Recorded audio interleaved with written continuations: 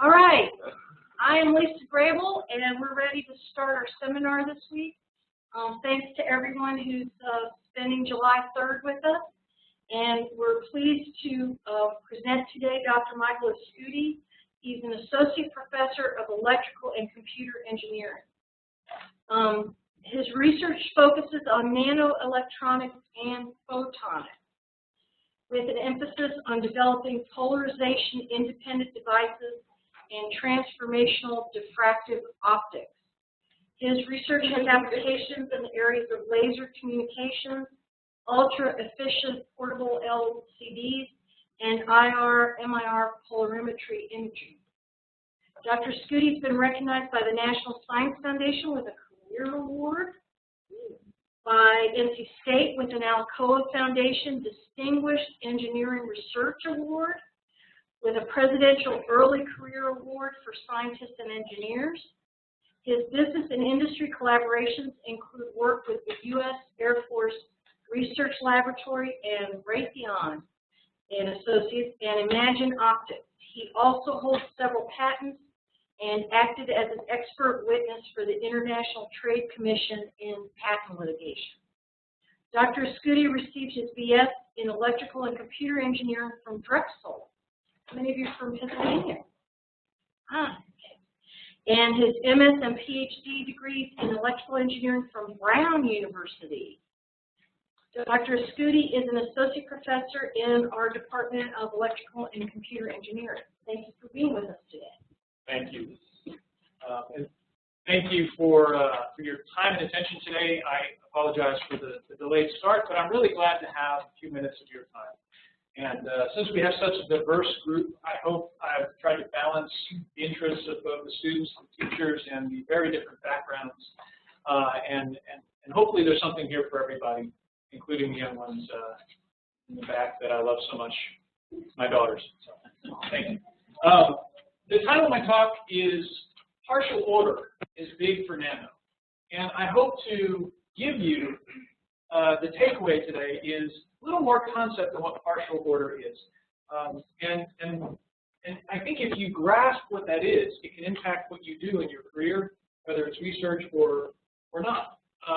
And so by reaching for that, what I want to do is first a little lesson. Second, a very brief highlight of, I think, 2 or maybe 3 of my research projects. And then lastly, a few comments on my own career path, which may spark some questions from you guys. So to begin with, I think I have to say the obvious that size is an important scale.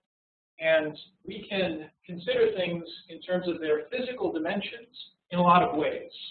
This is a slide I took from Nanopedia at Case Western University, and I think it's one of the useful things to see where we can see that on the scale of a human, which is all the way in the back of this illustration, that's on the scale of meters. As I think most of you here know very well. And then as we come forward on this scale, it gets smaller and smaller by factors of 10 or orders of magnitude.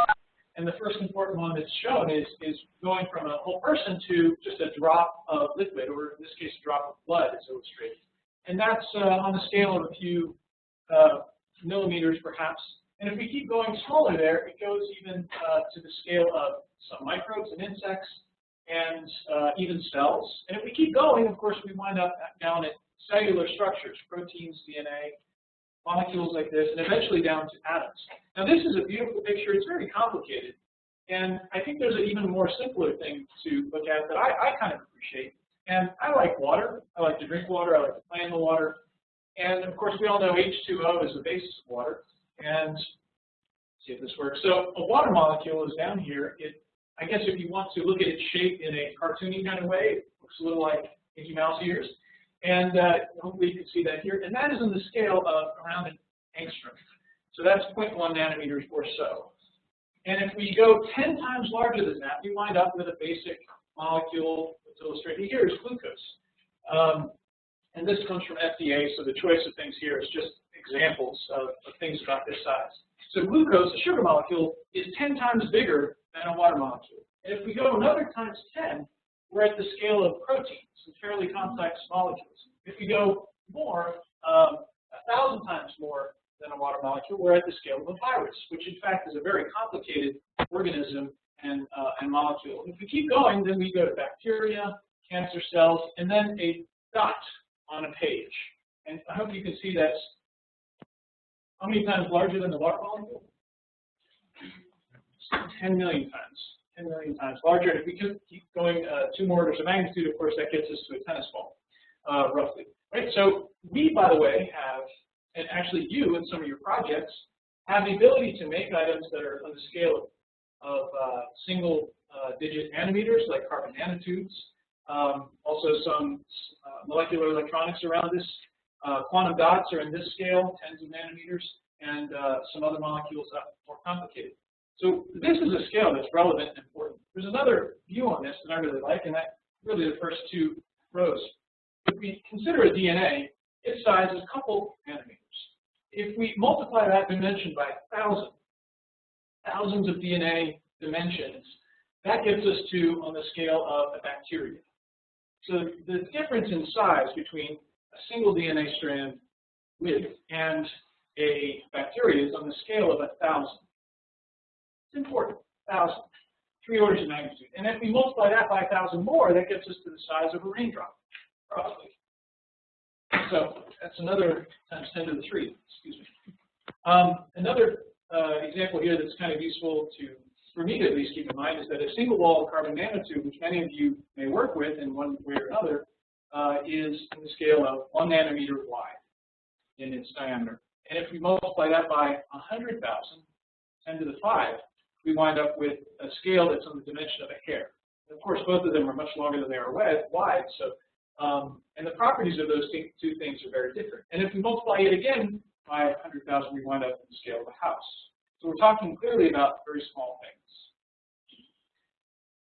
This, until now, maybe is something you knew. You're very familiar with this. Now I'd like to turn and point out that there's another scale that's relevant and important. And this is the scale from chaos, disorganization, to order. Or you might think of crystal organization as a perfect order. I could ask almost anybody here, what are the phases of matter? And at least when I was a kid, there were 3. Only 3. Air, well, I should say gas, liquid, and solid. All matter fit into those 3 things. I think nowadays folks in elementary school and high school learn that there's a 4th kind, plasma, and some of you have learned about that, which is basically a gas that's been energized in such a way that we have ions, and it has some different properties that make it actually a different phase of matter.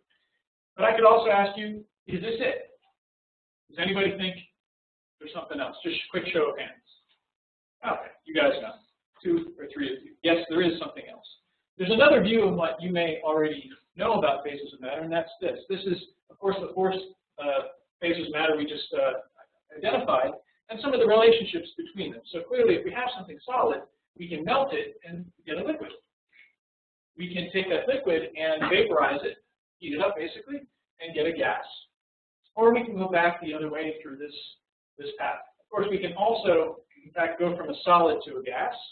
And if we have a gas, we can go back and forth to a plasma. Probably no surprises here. I want to point out something, though, that the top 3 phases of matter have a lot of disorder or randomness in them. I think we could pass out paper and you guys could sketch what the molecules are doing, right? And you would imagine them randomly moving around at some distance apart, and they would have some characteristic relationship to each other. But what about this solid? Well, this solid is different because it's ordered at least in some way. Sometimes it's a very high degree of order, and sometimes it's a lower degree of order. But the above ones really have random properties, and the bottom solid has something that we would typically think of as order. And what I want to begin really illuminating and unpacking just a little bit today is this space in between.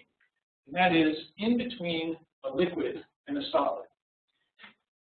What's illustrated here is there's nothing in between. But in fact, there are many, many things in between that are phases. So what is partial order? Is the question in the next few minutes. And my sub question is, how can there be something that is in between a liquid and a solid. How can there be something that is, I suppose, has properties of both a solid like ice and a liquid like water? How can one thing have both?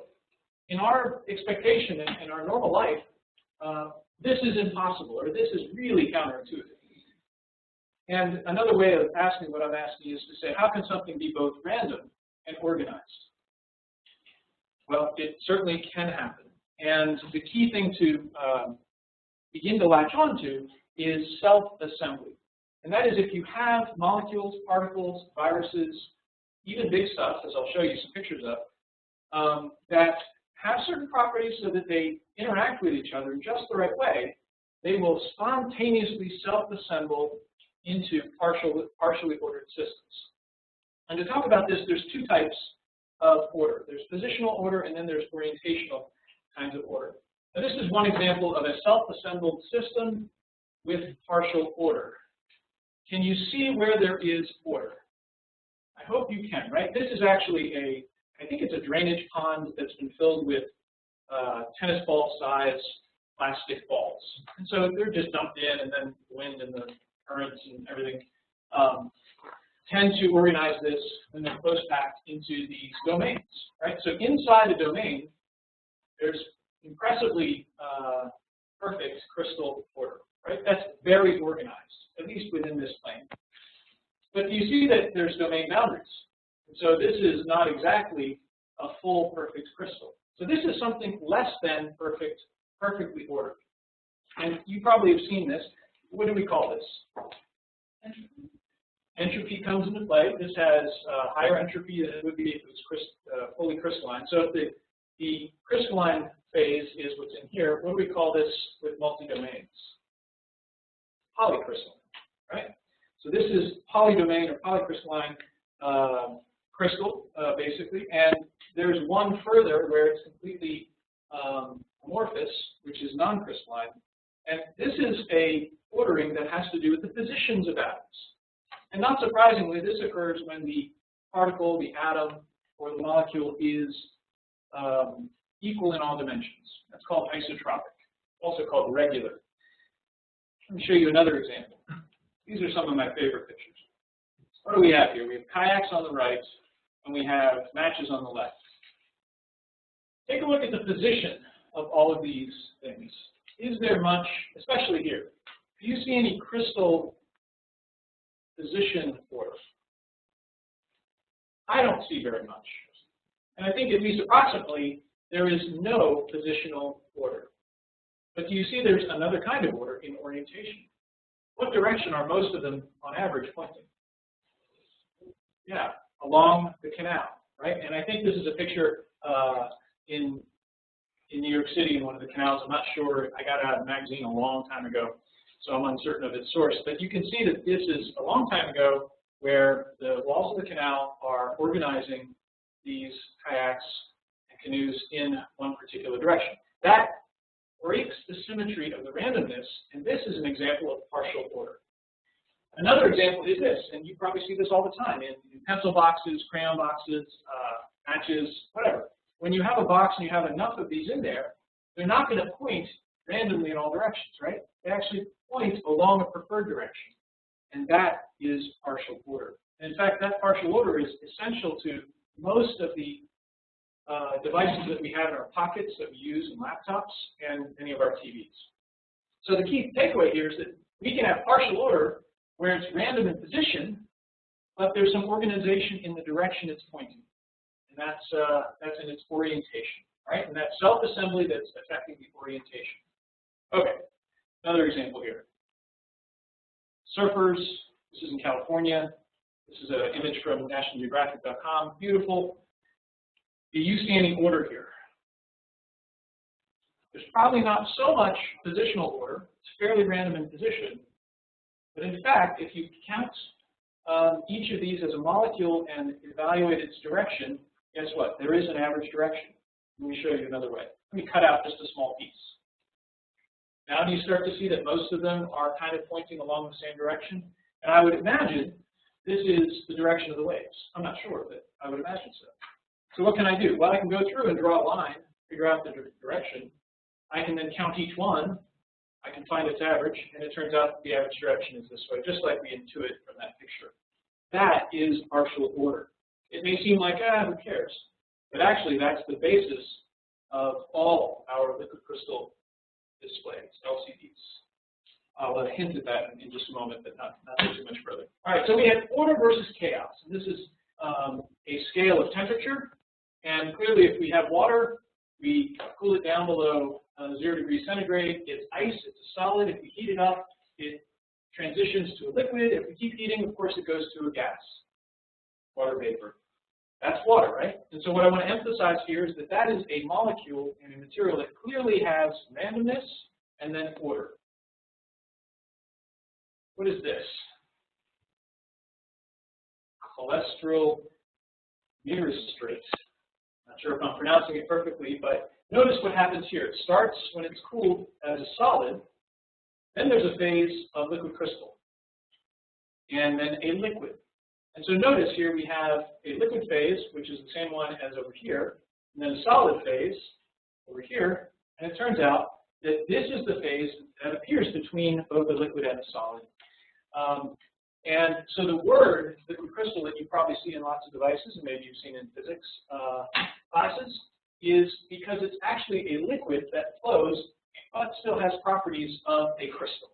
Some of those properties involve anisotropic dielectric properties as well as optical properties. Guess what? Cholesterol is basically this family of molecules. All the cholesterol, or nearly all the cholesterol, is a liquid crystal. It has partial order. And that's where it was discovered.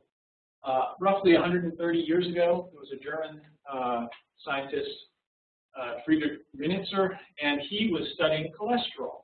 He was looking at vials of cholesterol, maybe not so different from these little bottles here. And he noticed, quite surprisingly, that below a certain temperature, it was one color. Above that temperature, it was cloudy. And above that temperature, it was another color. And then above another temperature, it was clear. And it was a liquid. And there were decades of arguments about this, about what this was, and how could you have a liquid and a crystal or a solid. And eventually, they identified that this, in fact, was a different phase, not just a dirty liquid or a dirty solid, but actually a different phase of matter. That was a chiral-nematic phase. There are perhaps dozens of phases. I'll show you just one, really. But then there's a sequence of events that really unpacks this, that culminated to some extent in a Nobel Prize for one theoretical physicist's work, Pierre Dejean. And of course, it also culminated in so many of the devices that we now have since the 80s, 90s, and aughts in our screens. So what do these molecules look like? Well, here are some examples.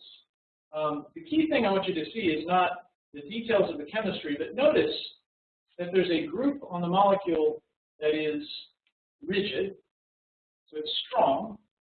And then there's a group on the molecule that's typically on one or both ends that's flexible, kind of like a tail or just a very flexible piece of the molecule. And it's similar over here. So that balance in the same molecule of something that's rigid and flexible gives us these properties. And if we take that material, we can pull it down, it can become a solid crystal. If we heat it up, it's a liquid crystal. And if we keep going, it goes to a true liquid without any order. So I tell you all this to highlight that there's more between a solid and a liquid. That's really where I'm headed. I had a movie here. Unfortunately, I'm not going to be able to show it to you. This is one of the most important molecules for liquid crystals. It is an example that forms what's called the nematic phase. And you may have heard in previous years of LCDs that were twisted nematic, or TN. Maybe those of you that are younger than I don't remember the 80s and 90s where this was the key distinction on the performance of a display. But notice how these molecules interact. They follow along a particular average direction, something like a school of fish would be an analogy also. This is a picture of some between glass slides and a microscope. And these can be organized in an LCD into these beautiful controllable pixels that you're probably familiar with if you look posting up at your screens. This difference between the randomness and the organization, or the full order, can actually be measured and quantified. There's this concept called an order parameter that goes from 0 in the random extreme and 1 on the fully organized extreme. And so I hope that you take away from our time here that, in fact, it's not either or random or chaos, but in fact, it's this whole spectrum in between. And it's really important to some of our electronic devices, as I've said, but it's also important to a whole lot of material science. For example, polymer science with especially fibers that are very high strength, and for example, those materials that could be bulletproof vests and all this, they depend on this quite a lot. I mentioned the pneumatic phase. There are many. These are 3 different phases where maybe the key thing to show you, this is the pneumatic.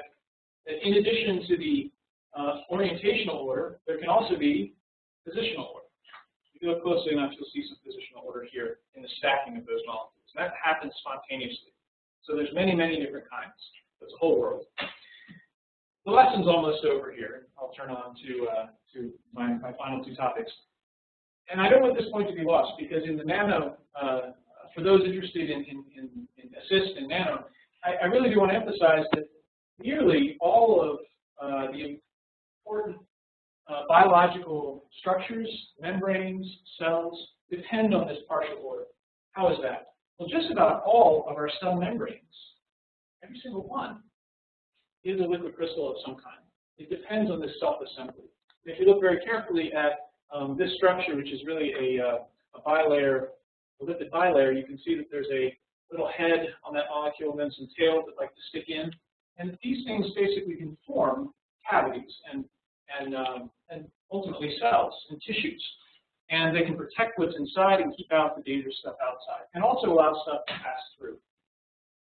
So this idea of partial order is in our bodies, it's in our devices, it's everywhere. All right, so partial order, what's the takeaway? It occurs by self-assembly, especially when your molecule has some kind of anisotropy in its shape. That means it's longer than it is wide or wider than it is long. And the most basic idea of partial order would be that there's some orientational organization. So the randomness is broken in orientation, at least, and there can be no or little positional organization. Just as we saw in the canal example, it can be organized by surface boundaries, but it can also be organized by electric and magnetic fields. I didn't really show any examples of that, but that's a really important thing that can affect them. These are just reminders of the boundaries.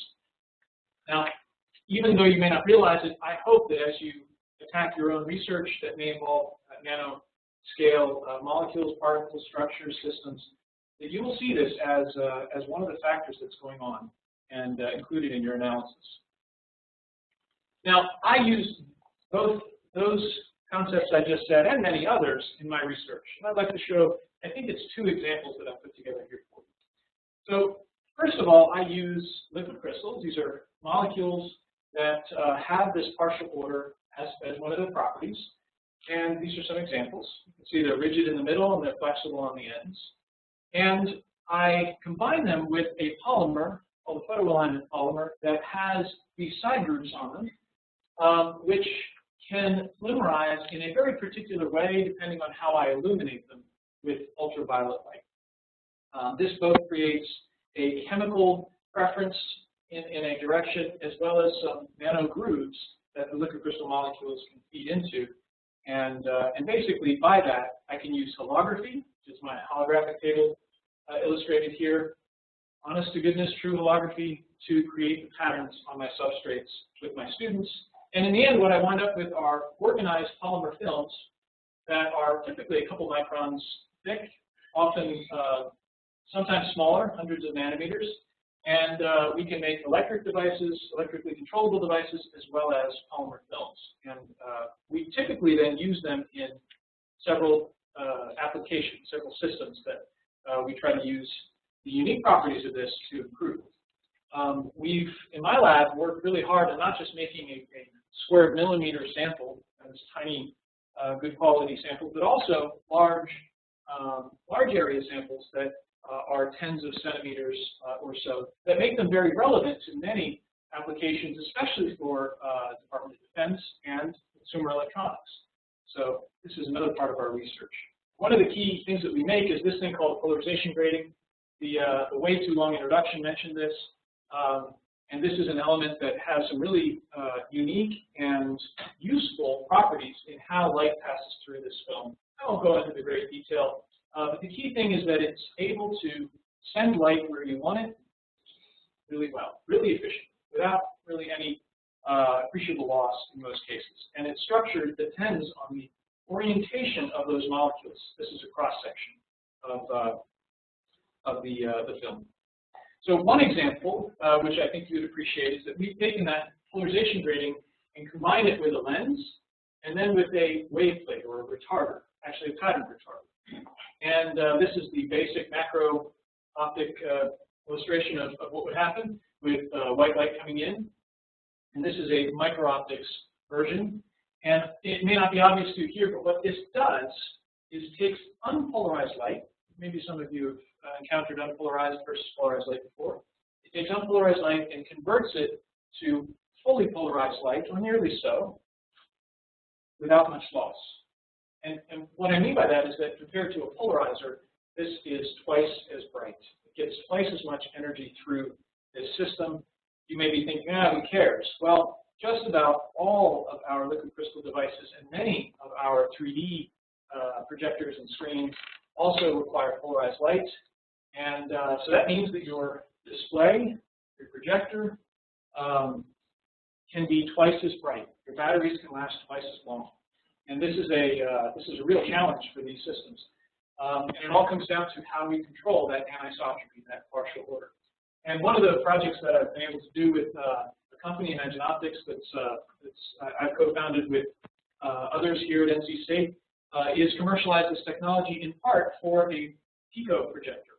You can see how small it is on the scale of a quarter. And we have further prototypes that are even smaller. But the intention is to keep making these small enough to fit either inside phones or next to phones in a very convenient and power efficient way. Another kind of impossible optic that we're making has this pattern, and it may not be obvious what this is, but some of you took physics, some of you took physics that dealt with optics, and you may notice this is something like a thin lens, right? It focuses, the light comes in, and there's a focal length, and so that's a positive focal length. This is an example of a negative focal length, where it diverges the light. Turns out that we can make these really unique lenses that have the properties of both focusing and defocusing at the same time. And so this is an experimental example of what my students have made. This is another example of looking at an image, taking a picture with a camera. In this image, without our special lens. In this case, all I did was put in the special lens to show that it actually has the lensing effect. And in the next case, I reversed the polarization. I didn't move anything. Nothing moved, just the polarization of light that was coming into the camera. And then we see either a minimization or a magnification in this single lens. So we hope to develop this for several cool applications that have to do with imaging. And I'll mention this one as my last example of my research.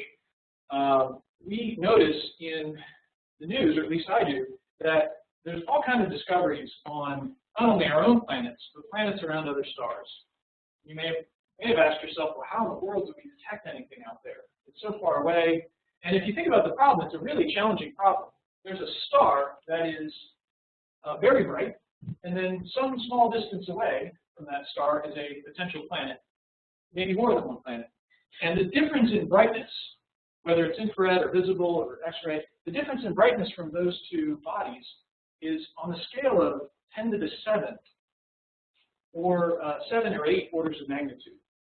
And so the goal is for astronomers to detect something that is 6 or 7 or 8 orders of magnitude dimmer than the bright object next to it. And it turns out that's a really hard problem. I don't know if you've ever done any lab work and you needed to get precision. Typically in my lab work, it's hard enough to get precision on the scale of 3 orders of magnitude. But to go down to 8, wow, that's tough. So astronomers have been working on this for a good long time, and one of the ways is to use a coronagraph telescope.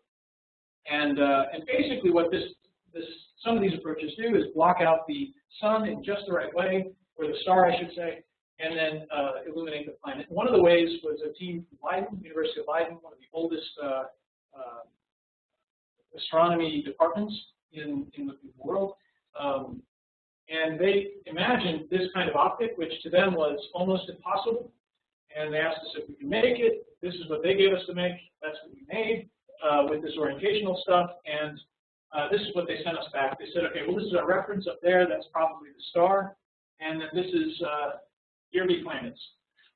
In their, if there was a planet on this test, it would be somewhere over here, and they would be able to see it. So they were very, very glad for that. So even though we are in an electrical engineering department, we are helping astronomers find exoplanets because of the control of partial order and even the nanoscale patterning of the surface. As was mentioned, I also was honored by the president at the White House. If you look real closely, you can see me next to Waldo. Terrible joke. Okay. And this was a great honor. And you can see one of the things was, of course, for research, but there's three other things. One is collaborations with international groups. Second, industries, and then lastly, outreach. So this was not just me, and it was my postdocs and students that I've had over the last 9 years, including undergraduates.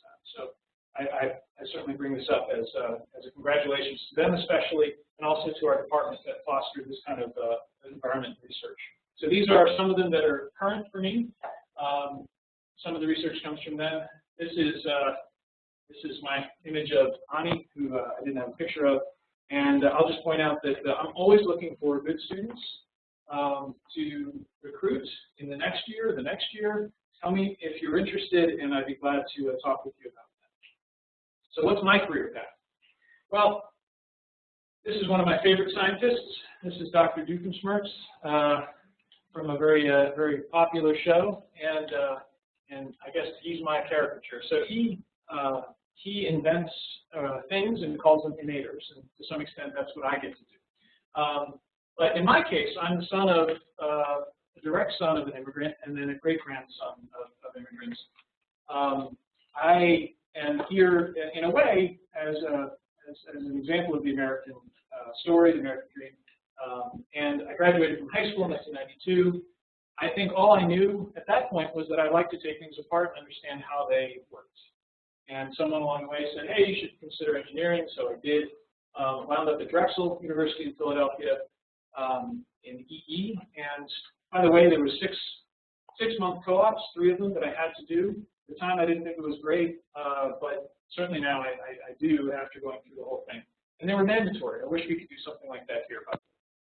But at that point, I really thought, I don't know what I want to do.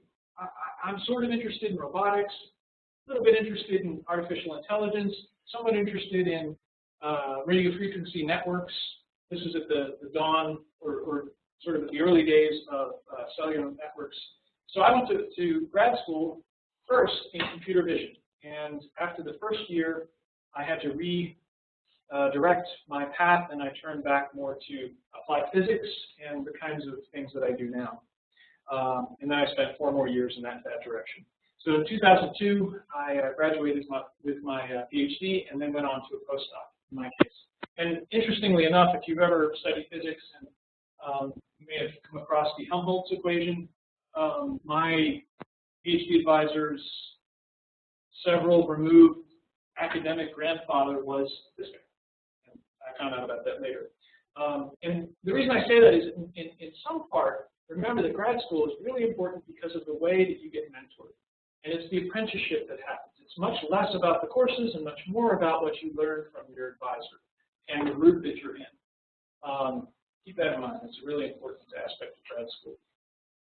One thing I'll mention here is about the scientific and inventive process. From my point of view, it always begins with asking the question, or at least I recommend it should. Too many students like to begin with an activity. I want to build something. I want to make something. I want to test something. Well, why don't we begin with why? Why don't we begin with a hypothesis, maybe? and then test the idea, analyze it, and then communicate it. That's really the scientific process. For us, we refine it a lot, and then we look for the implications.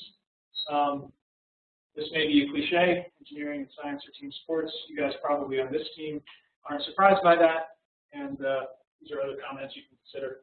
How well we do in America with science, media, and in our conversations. Do we question assumptions? Do we have healthy skepticism? Maybe not enough of that. One final note, I guess, on the importance of failure. I'll confess to you that nearly all of my students' work and my work fails. One time I told my students that around 10% of what I do is successful and 90% fails, and they said, that is way too optimistic. So, and what does that mean? It means in the lab, you make 10 samples, maybe one works, sometimes.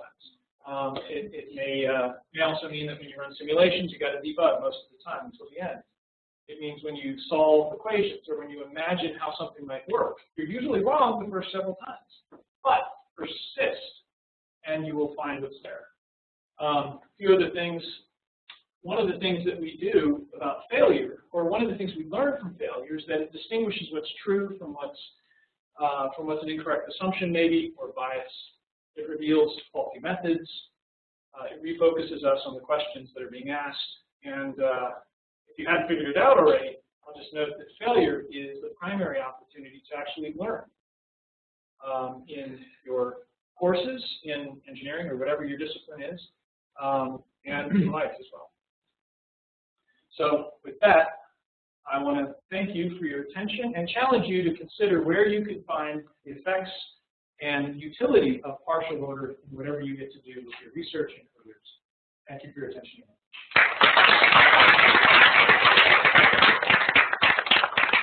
Dr. Escuti, do you have time for a few questions? I would be glad to stay for questions if you have time. I was wondering, when you were talking about the solid and liquid crystal phases, yep. is the difference between that similar to the glass transition temperature and polymers? Yes, it is. It's really really insightful. So I didn't show the detail. Well, in fact, I guess I have one example. So this is water and a liquid crystal. If it was a polymer, then there'd be another melting point, a glass transition temperature. And where we can find this is that as you add heat to the system, then there's a nonlinear transition between these phases. So it's we use those entropy measurements to detect this. And yes, conceptually, it's very similar to a glass melting transition. So that 71 degrees you have labeled there, what would you call that temperature? This one? Yes. Well, we would say it's a crystal, in this case, to I guess it's a crystal to a pneumatic transition. So we would use the words of what the phase transition would be. So this would be from a pneumatic to isotropic transition. It's not a special term? Yeah, there's too many, so they're more specific. I explicitly talked about the pneumatic phase, which is one, but there are dozens of different categories. Yeah. Do we have phases between solids and gas as well? That's a good question. Solids and gas. I'm not aware. I'm sorry, solids and gas? Yeah. Or liquid and gas? No, not liquid and gas. Solid and gas. Or liquid and gas. Yeah, I'm not aware of any others. There may be, but it may be beyond my understanding. Yes? I want to know if you mentioned you work in the ASSIST program or not. I am teaching an ASSIST course and really developing the Nano course, the 300 level introduction course. It's called E304. But I'm not a co-PI or a PI or task leader on ASSIST. I'm supporting the ASSIST program in other ways. Do you have any applications with your work to biomedical devices? Yes. One of the aspects of what I get to do is make sensors. It's not the only aspect, but one of the ways. And because we make elements that are very energy efficient for sensors, then that means good signal to noise. In some cases, it also can mean low power demands for the sensor, so it can be often integrated in convenient ways. So we would be glad to look for new projects in that direction. We have some in mind, but they're probably the best ideas we haven't thought of yet. So be glad to talk with you after. Yeah. On another one of the slides, you had like solid, gas, liquid, and I don't know where it was, but where I wanted to ask about it was would a supercritical fluid lie anywhere in between that? Yeah, that's a really good question. There's another diagram that you may remember from thermodynamics that you probably all loved when you took it. And there's a tricritical point where all three phases come together.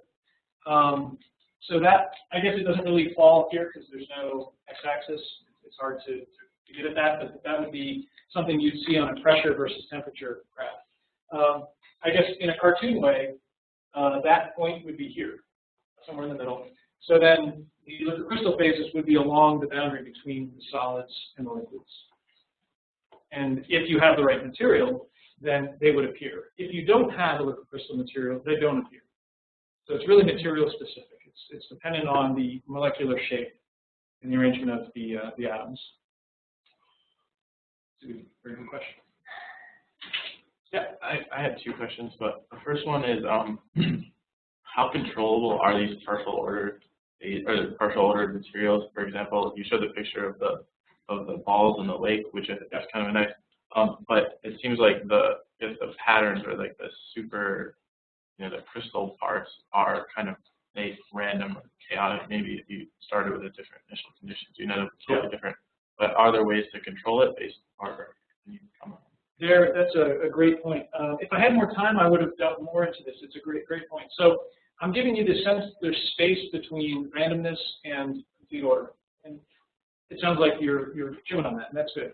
And so it sounds like you're asking me, well, how close to being ordered can you get? And in fact, you can get very close. And still have this partial order. And one example of that is in organic TFTs. There's at least some work being done on functional polymers that are semiconducting polymers that you can think of as long chains of spaghetti, where they're being organized parallel to the drain and the source. And because their molecular orientations are partially ordered, then the mobility along them is much higher than it would be if it was amorphous. So it's not a perfect crystal, but it's really pretty close. And so that's one example. Those chemical engineers that might be in the room would be able to really link the molecular changes you have to do to synthesize the material that would do that. So I'm not saying it's easy, but it is possible. It's possible, and it's a materials problem. It's mostly a materials or sometimes processing problem as well. I had sort of a second question. I know that LEDs have kind of revolutionized the way that we interact with the world, but I might be selfish, but I'm not super happy with the efficiency of my LED and the readability outside and things like on my phone, or LCD on my phone, for example. I didn't mean LEDs. I meant LCD. And is the kind of technology that you're working on going to change that efficiency or change that in a huge way? And so, what's the time? What's the time?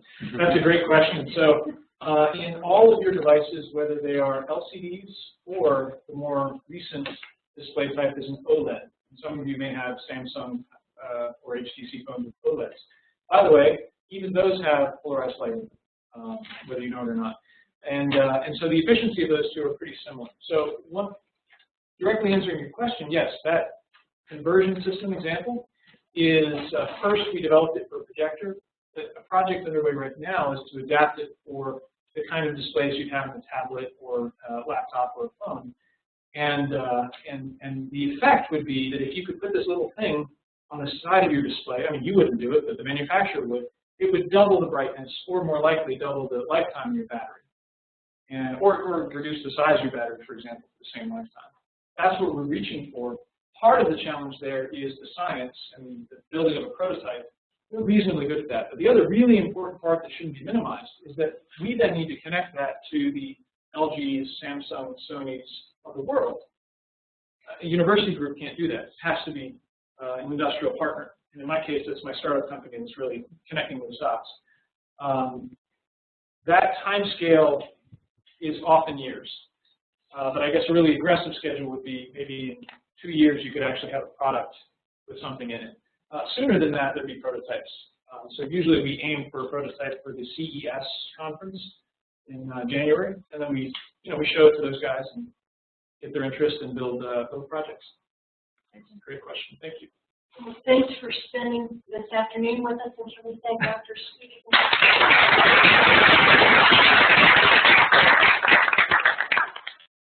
Some of you all may want to talk in person.